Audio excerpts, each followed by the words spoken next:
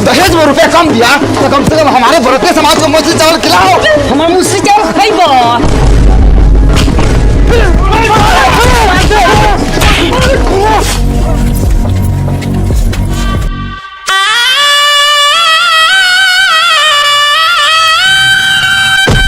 मारे खरी बहन वाहन चलवा कौन ब्रेक मारा मारा तारे। और ड्राइवर साहब हॉर्न बजाओ, फुआ मौसी चाची भौजी सब आओ।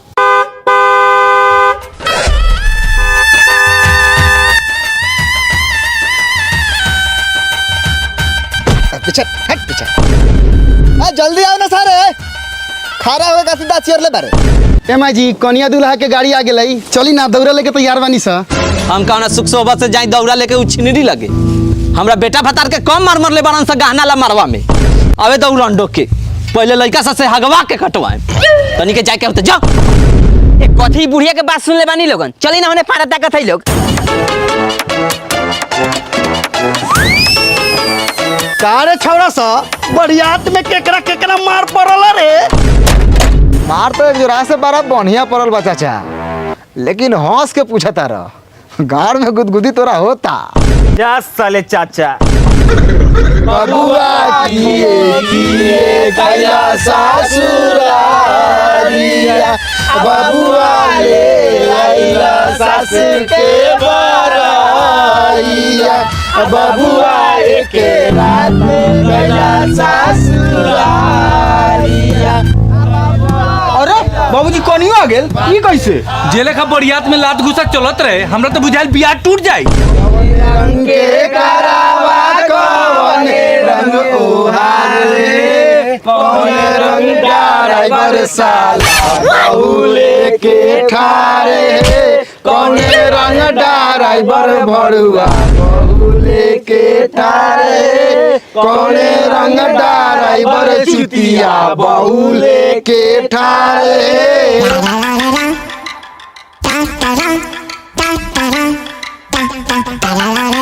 धीरे चला हो दुल्हा धीरे चला, राजा महाराजा के बेटा तनी धीरे चला, राजा महाराजा के बेटा तनी धीरे चला, धीरे चला हो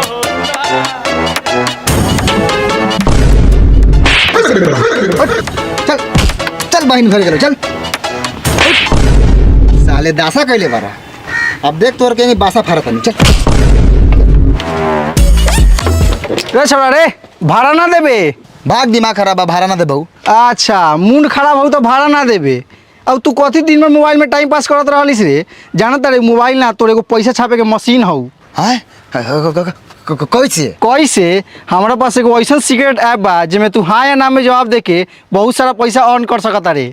हाय अरे हाँ, तोरा कोनो फील्ड में इंटरेस्ट हो जैसे यूट्यूब, टेक्नोलॉजी, क्रिकेट, वही फील्ड के अनुसार तोरा पास क्वेश्चन आई। अरे ये तो बड़ा बढ़िया ऐप बा। और इतना ही ना, इनमें 3 करोड़ से भी ज्यादा ट्रस्टेड यूजर बा। अच्छा ये सब तो ठीक बा, लेकिन इनमें के जीतल पैसा निकालम कैसे? अरे भाई तावरी आसान बा। इनमें तू जीतल पैसा इंस्टेंट विड्रॉ कर सकता रे, बैंक अकाउंट, यूपीआई, अभी बहुत सारा ऑप्शन बा। देख जैसे कि इनमें एगो सवाल बा कि का इंडिया बांग्लादेश के खिलाफ टेस्ट सीरीज जीत पाई? तोहर कराए बा। हाँ भाई अपन इंडिया जीती, यस पर लगाओ। तो देख ये में हम यस सेलेक्ट करनी, अगर हमार जवाब सही हुई तो हम जीतम रियल कैश। अच्छा और इतना ही ना, हमकी 5 लकी यूजर के मिली 16 प्रो मैक्स जीते के मौका। ए भाई ये ऐप के डाउनलोड कहाँ से करम? अरे लिंक डिस्क्रिप्शन में देवल गेल बा, जो वहाँ से डाउनलोड कर। अगर हमारा लिंक से डाउनलोड करबे नू तो तोरा मिली 100 रुपया के वेलकम बोनस। अच्छा ठीक बा, अभी हम एक डाउनलोड करत नहीं। आ तू जा सजिया का पैसा ले लिया। ठीक बा भाई। अरे बाप रे बाप, चुपचाप रह हम की ना तो सारा गरम के तेलवा देह पर पटा दे हम। मौका खनी मार खा के आ गेल बारन। अरे बाप रे बाप कहले बारन। धीरे चला रे कन्या धीरे चला। आ गेल सरकारी, आ गेल कुलछनी अपन लक्षण देखावे। साले सार सारवा, चलो सबनी भाई मिल के फार्म तोहरा गाड़वा। धीरे चला ए दुल्हन धीरे चला, गंगा कटवा के धीरे चला ए कन्या के बेटी। दूर हई करिया का चुहरवा कौन है रे? तोरा पापा के सुपटल जूजी खानी मुंह है। लड़की के भाई है सरवा। अरे बाप रे बाप, कैसे हमरा बाबू के हाथ में पटाखा फूट गल रे। जानत रे माई, वो गौवा के लोग इतना बार का माथा चोदा निवारण सा, जब मारपीट से मन ना भरल तो एक हाथ में 2-3 गो बम जुड़िया के उड़ा देलक बहन चोद। हाँ तो गनीमत मनावा कि बच के चल न तो हमनी के गांव में जौन बारात जाला नु वो गांव से 2-3 गो लाश नॉर्मल निकलल है। मार तरे जमुनुआ के मातारी इहों आके रंगदारिये बतियाता। बाप रे बाप, दीदिया रे दीदिया, जीजा हो जीजा। काय मारता तू हमरा सार के रे? तोरा सार के चाल हमरा लार खानी तो हौ। का के लगल ना हमर आय सार हमर कहता हमारे गांव में जन बरियात आवेला उ बरियात में 2-3 गो लाश नॉर्मल निकलेला। तो ई बात बहन जो पिटाई ना। आय तो काय लगे तारे सार से हमरा? का गलती भाई चुक लइका के? हो छौरू, बड़ा अपना दोगला सर के पक्ष लड़ तारा। अब भाई सब पर भरोसा नहीं के। लगन घर में घुसे से पहले यो मुंबई हगा। ए सुनी ना सासू माँ, हम टाइप के लेडीज नहीं है, हमको भी हगाने मुताने पदाने आता है, समझी? सासू माँ क्यों? माई जी। अरे माई जी हो का चाहे बाई जी, जे मारी हमरा भाई के उ याद करी अपना नानी दाई के। हां ई कहारे जमुनुआ के मातारी पतोहिया गलत गच लेनी से का। गच लेला चाहे रच लेला, अब तक कच कच लोल चलावता एकरी बहिन के टीना उधारो। बारे दीदिया, तू तो अपन सुअर जैसन ससुराल हिला के रख देले। मऊ के लकड़ी का रे मुंह न तो पा न तो मुंह दिखाई में हमारा भाता का जूझ ले ली है। ए सही रे खा के कहले है मौगी बतावा त नया कन्या की कोनो चाल बा लागत नहीं हरे के खेलल है का दो। सही कहता नहीं है दुलारी दीदिया, लगा तुमने बाप भाई के मुंह पर छिछड़िए काट के आयल है। हाँ, नया नचर कनिया बहन तो नीचे में मुड़ी करके चुपचाप रहे के चाहिए तो गार उमको कहले बारी। साचो रे बिजू को बहु लागत एकर बाप दादा ऑर्केस्ट्रा के मालिक है का दनी आते आते लगली अलाउंस करे। ए टोनी के अपन भाषण अपना भातरा के सुनाइए, हमें लेके खतरा और रखते ना। हमरा के पसंद करे देखे कर पूरा खानदान आ रहे, हम तो एक पूरा खानदान के अकेले देख लिया। छोड़ी अपनी होने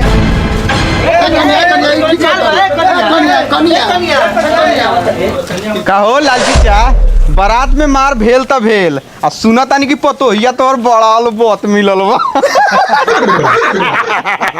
ए बबुआ सुनत तानी कि बाप भाई के मोछ पर सिछड़िया काट के आइल बा।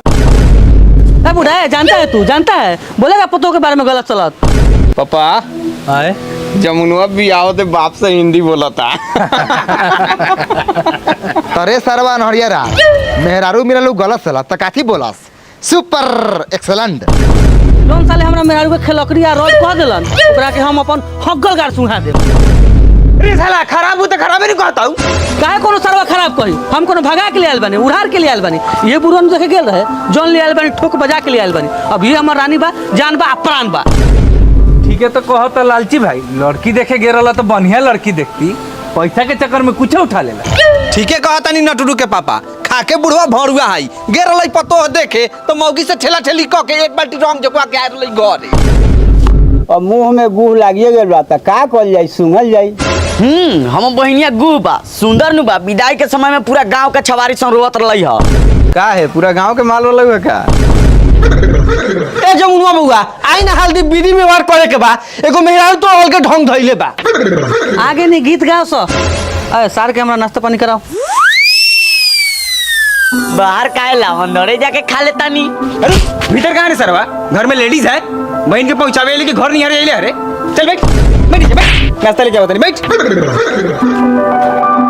ए माई तू भीतर जो ना अटी पटी के मौगी से आयल हो, चोरनी नु हो, सामानों से ब्लाउज में कस के लेके चल जाता हूँ तो बाद में मत करिए, छाती पीटिए मत। ये में सामान लगे बाहर आके भाषण कैले बारी। ए फटीचरा तोनी के हम ये तेला भी ना सुने आइल बानी।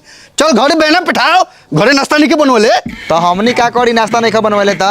अच्छा अच्छा बहना का नाम ले लेता मुंह में पहने पहन ले। काहे रे तू समाज से बाहर बारे का? दूसरा के घरे लौरो आई ते खाला बेचैन रह बेचा, चुपचाप सबके घरे घरे बहने पिठाओ। हाय दादा तू क्या हुआ हो कि तोहर ऑर्डर मान ली मुखिया सरपंच कि हम लड़वा? ई तोहर बाप बाड़न। तइहो तोहर बाप बारन। ई तोहर दादा बाड़न। तई तोहर परदादा बारन। ई तोहर माई के भातार बाड़न। तई तोहर माँ या मौसी दोनों के भतार बारन। चुप साला, पूरा इज्जत पर डीजे बजवा दे। एकरी बहिन चोदो हम मानुस है कि बकरी पर रुमाल जाल काठरा में देले बस सरवसन खाएला।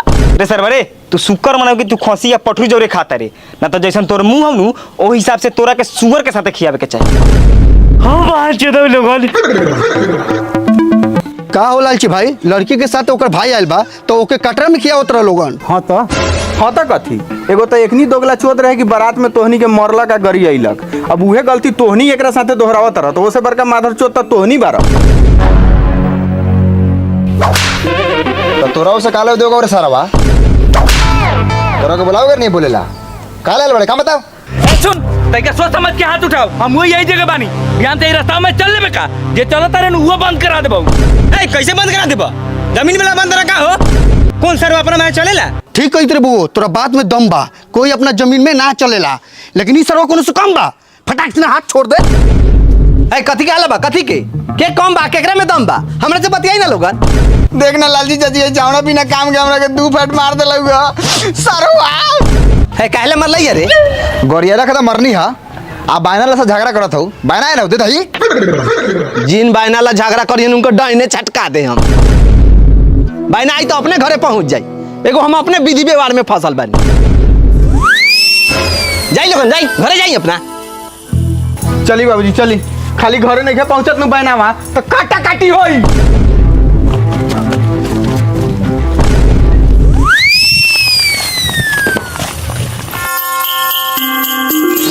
अरे बाप रे बाप, डायरेक्ट चालू हो जाए कि नखरा बनेबो। काहेला बखरा लगाम का ई सब रौड़े धना जिने से मन करे ओने से भोग लगा लू।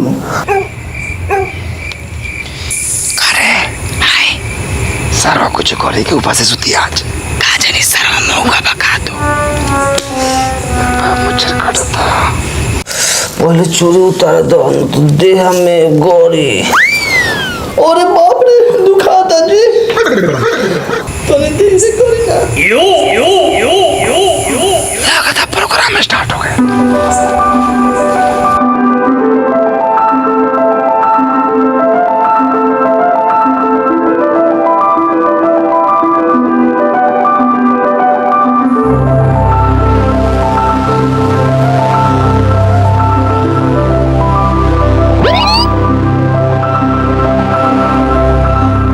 साला कहा कुछ लोग बता रहे ये को खिड़कियां का पलवा खोलना।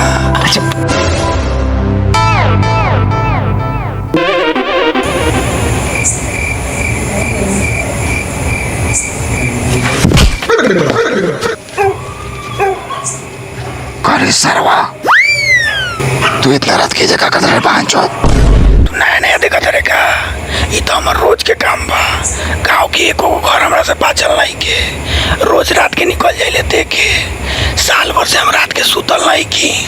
सरवा कोनो काम में रोज रोज बियाह का लइका रे भाग तेरी, हमरा नया पुरान से मतलब नहीं के, कुछ चली। सरवा रे चलते यहाँ से निकलता, हमारा घर की इज्जत बा, हमने तुल्लू भाई देखा हम इतना दूर से साले हमको देख रहे नहीं है, देखा भी क्या करी। अरे चलो चुप चल देख ले, लेकिन तोरा के देखा से हमारा फायदा का हुई रे? फायदा तुम्हारी देखा वाला हमारा बहुत हार रहल, तू हमारा संपर्क में रहिए, डेली एक से एक देखा बाऊ। बियाह तो बियाह होई नु तो एगो टाटी हटा दे बाऊ, पहले से बैठ के देखिए।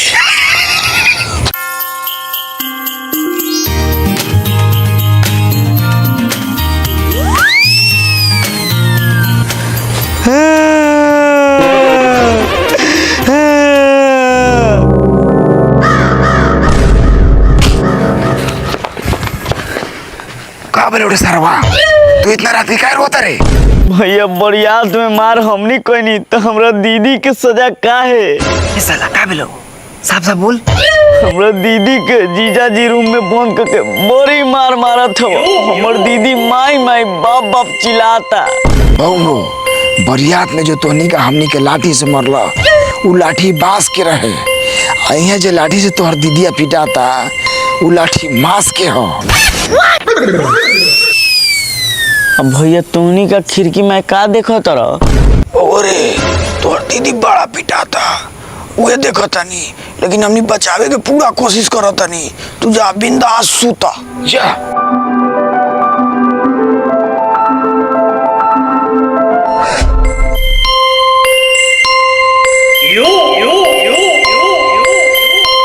साला मिठाई के चंगेला समझी सरवा दूरा पर एक बेटी के 36 नाम धैले रहे। यही से कलेवा में इतना मिठाई लियल बानी कि घर में धरेला जगह न मिली। अच्छा मिठाई के चंगेली लियाल बार ई सब तो ठीक बा, लेकिन समधियाना तोर कहियो थोड़ी छुटी। जा समधी से गार में गार सटा के दुश्मनी खत्म कर। खबरदार ओकरा दूरा पर जायला कहल तो हम लोग उसके दूरा पर मुतेंगे नहीं। यहाँ आवे के है तो आओ, ना तो हमनी के यहाँ से चंगेली लेके वापस चल चलम सब। ए भाई एक में फाइनल बताओ, चंगेली दूरा पर पहुँचावे के बाकी वापस गाड़ी में रखे के बा, बड़ी भारियो बा। ए सरवा से जोड़े लेके दूरा पर ढीठे जड़ होई तन फरिया ले हम। ए मर्दे तू तो बहुत पिनका बड़ा, बारात में अकेले लाठी भाजत रहा, हम देखनी ना। चुपचाप बैठा, ऐठा मत। ए का बैठी बबिया के साथे साथे भेजले छोटका छावरा के तो दसा के साथे साथे बड़ी मार मरलन स। उ तो हमनी के जानते बानी, त का हो गेल? राउत छोटका लइका सकले से दुगला बा।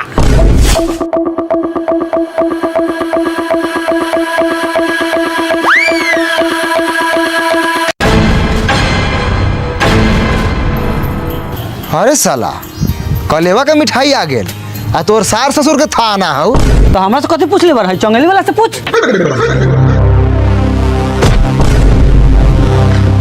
अरे बाप रे बाप, ओ बाबा बहन चोदौ लगल। अरे अब नटी बनात रखे मुआ भाई का आई कथी हो रे? कलेवा के मिठाई हा। ते गार्जियन काहे ना आला सरवा? सरवा से कहत हवा तोरा दूरा पर मुताऊ ना अतवा। तो निये के जाए के होतुओ। एकरी बहिन करा के चलो तो पापा। ए तू चंगेली उठा के अंदर रख, चला। हमनी का बेटिया वाला बानी तो सरवा बुझता कि हमनी का झुक के रहम। कनकटवापुर गांव से नहीं बानी, सरव के हुक के रहम। बाबूजी हां बाबूजी का भइला? बाबूजी ए झिंगुरा का भइला रे? बाबूजी मोरन स बाबूजी ए झिंगुरा बाबूजी बाबूजी के साथ देखत नु बानी लोगन, सरवा से इतना मार मरले बाकी बाबूजी छोड़ के भयो नहीं के कहत।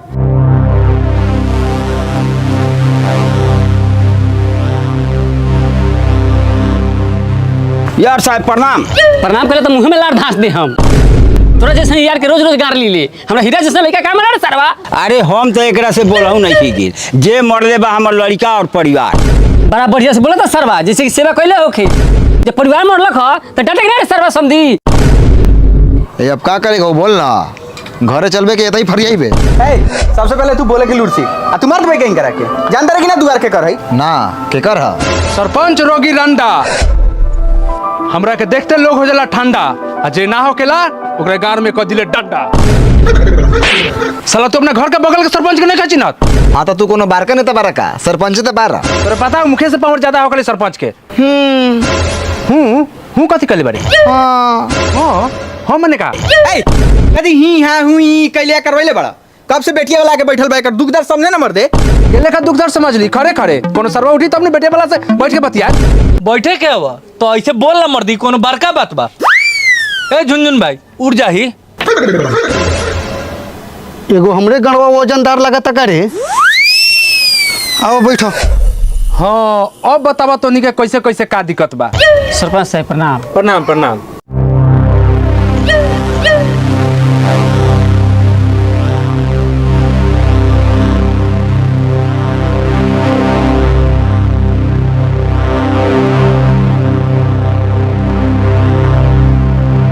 ए सरवा साहब सुन के लौका रे, बोल ना का दिक्कत बा। सरपंच साहब सरवा से बड़ी मार मरले बा। तोरा के मरले बा? ना लइकवा के हमरा। तोर लइकावा त रोते नहीं के, तू काहे रोता रे सरवा? चुप। बरियात में पीटा पीटी ये सार लोग स्टार्ट कर लगता, हमने का चुमा ली की बदला बताई। तो रे सरवा गहना कम काहे लाया मेरे बहना ला? रे साला गहना ज्यादा लाते तो गहनावा तोनी के अपना घड़िया में कोच लेते कि तोनी के बहिनिया के साथे गहनावा हमरे घरे आवाई। ए तोरा घरे जाई चाहे लंदन जाई, समाज देखत नु कि फलाना के बेटी में हाथ ना गाना गुड़िया लको। ए तो तोहर कैसन समाज बारे? तोरा जैसन समाज के अपन पोसल कुत्ता से मुंह में मुतवाएम। ए समझनी मुंह संभाल के न तो धके।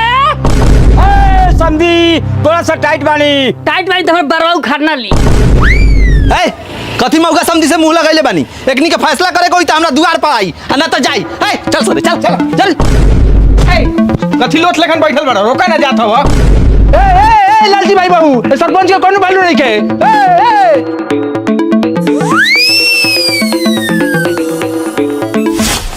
ए लालची भाई बाबू तू ढीठे समाज के मुंह पर 7 नंबर चप्पल से मारा तारू। समाज के लोग तोरे भतार लेखा मौका है क्या रे? समाज के बारे में तो ना कहम, लेकिन मौका भरुआ तू बारे तोहरे नटुरा बेटा आऊ। कथी का ले रे साला?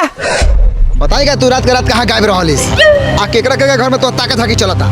बताओ आ रात के जमुनुआ घर में मसा कैले रही इहो बताओ।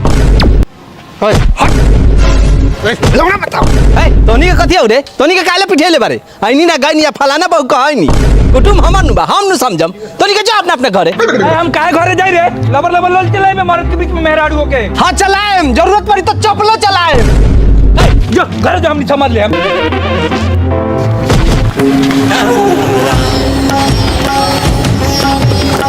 माई ए माई ए माई माई माई जमुना का मतारी बउआ रे भाग से रे लगा तो समझिनिया बहुत सारी मोर गल का दरू। पानी ले आओ रे, पानी ले आओ। बाद में फड़ी आवता होई।